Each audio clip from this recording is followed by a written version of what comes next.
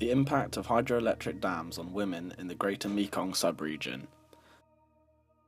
A case in point. Construction of the Don Sahong Dam started in 2015 and is nearing completion. It is controversial as it was built without Mekong River Commission approval.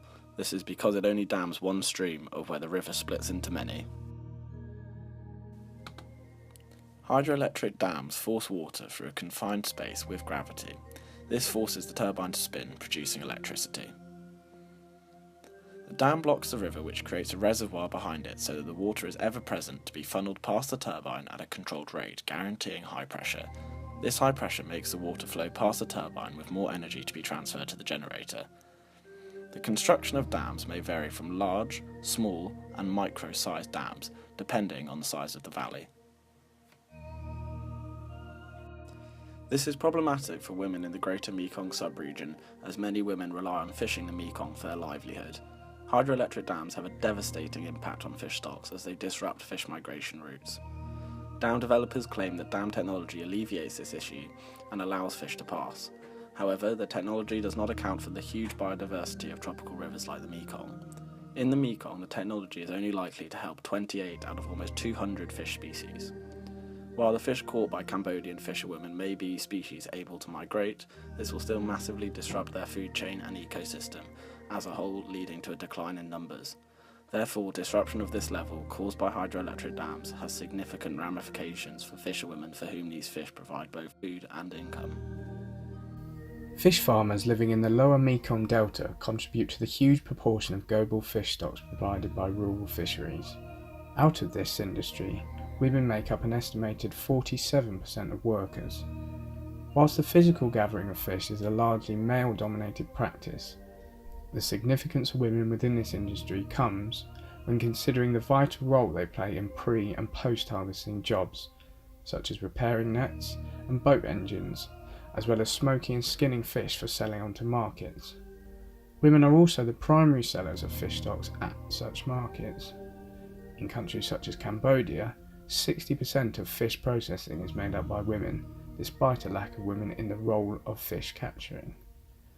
Aside from their role in the productivity of the commercial fishing industry, women in the lower Mekong Delta have a subsistence reliance upon the fish stocks provided, as women in the region are, in the large majority, the sole caregivers of their offspring, given that their male partners spend long hours on fishing trips away from the home.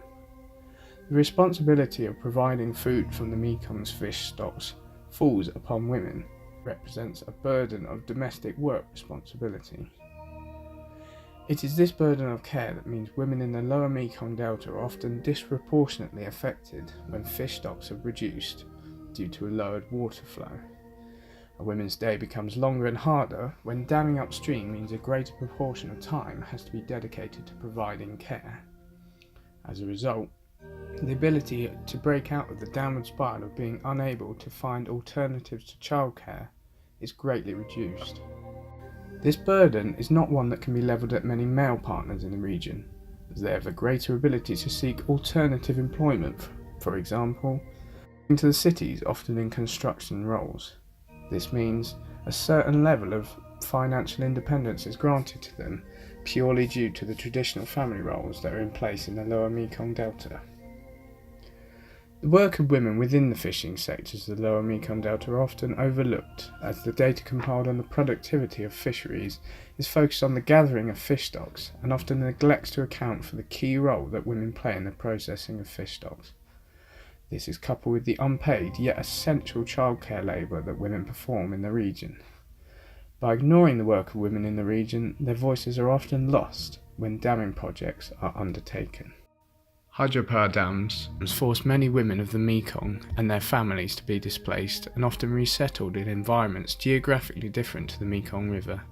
Additionally, upon relocation, many women lose their homes as well as their income from fishing and the natural resources that the Mekong provides them with. The new location may also be infertile and with water scarcity. This means the general household income is often reduced to up to 62% according to studies by Oxfam. Men will be given jobs, but women will often be left at home taking care of livestock and of their families. Women are stripped from their autonomous source of income and are left to their own devices to find a new job.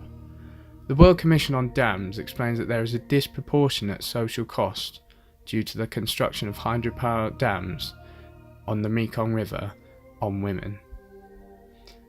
As a response to the situation, many NGOs have highlighted the need to involve women's voices in dam construction. In 2013, Oxfam developed a manual for gender impact assessment, aiming to promote stronger consideration of gender impacts in hydropower development. To conclude, due to the different societal roles women have in populations along the Mekong River, women are more adversely impacted by the hydropower developments along the river, as we can see in men moving away and the burden of childcare being accentuated and the difficulties they face in displacement.